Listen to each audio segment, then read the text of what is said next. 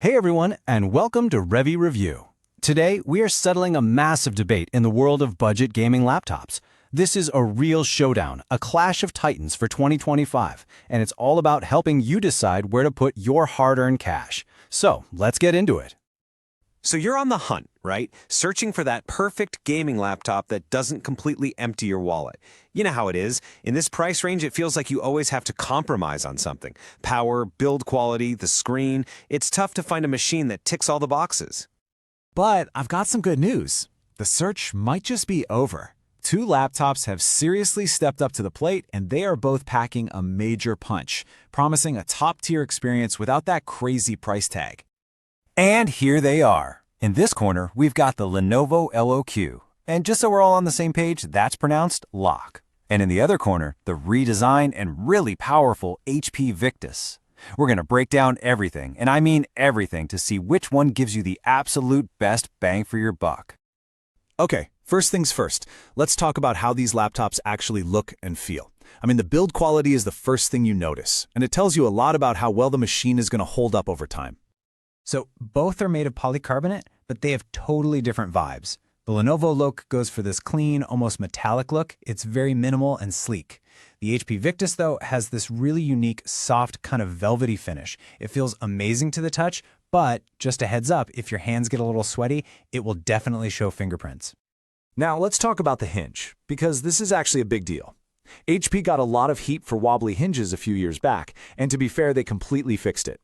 The new Victus hinge is super strong, way more robust. The only tiny downside is you can't open it with one hand anymore. The Lenovo LOQ, on the other hand, absolutely nails this.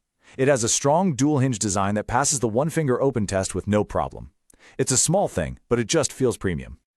All right, let's get to the good stuff, the heart of these machines, the CPU. Now, both are rocking Intel's super powerful HX series chips, but you're about to see that that does not mean they perform the same. So what's the big deal with this HX branding? Well, think of it like this. Intel basically took a desktop-grade CPU and figured out how to cram it into a laptop. These chips are all about raw power. They draw way more electricity than a standard H-series chip. The Victus can actually push its CPU up to a mind-blowing 157 watts. This is what you want for the heavy stuff: gaming, streaming, video editing, all at once. Okay, look at the specs. On paper, you'd think the HP Victus has this in the bag. It's got the newer 14th Gen i5 versus the 13th Gen in the Lenovo. But here's where it gets tricky. See that RAM? The HP comes with dual-channel RAM right out of the box. That's a huge win for performance.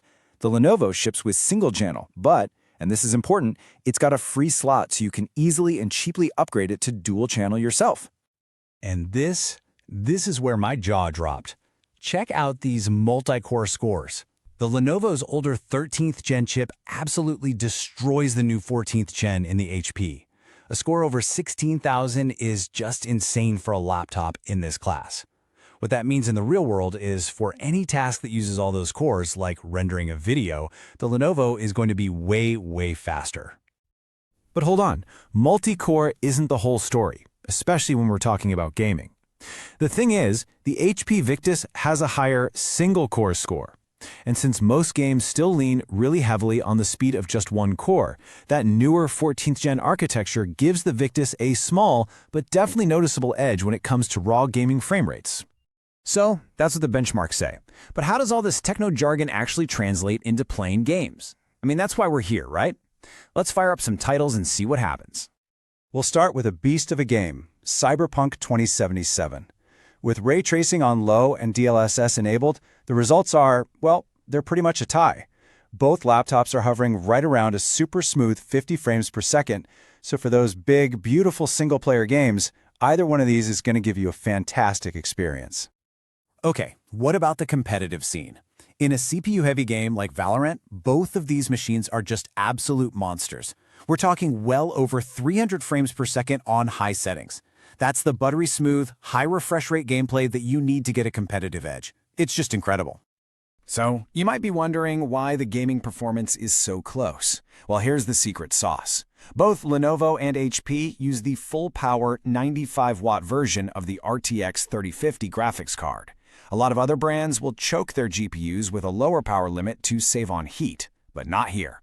These guys let the card run wild, and that means you get every last drop of performance out of it. Okay, so far, this has been an incredibly close race, right? Neck and neck. But there is one area, one category, where one laptop just pulls away completely. And honestly, for a lot of you, this is probably going to be the deciding factor. And here it is, the display. The Lenovo LOQ comes with a screen that covers 100% of the sRGB color space. The HP Victus, only 67%. That is a massive, massive difference.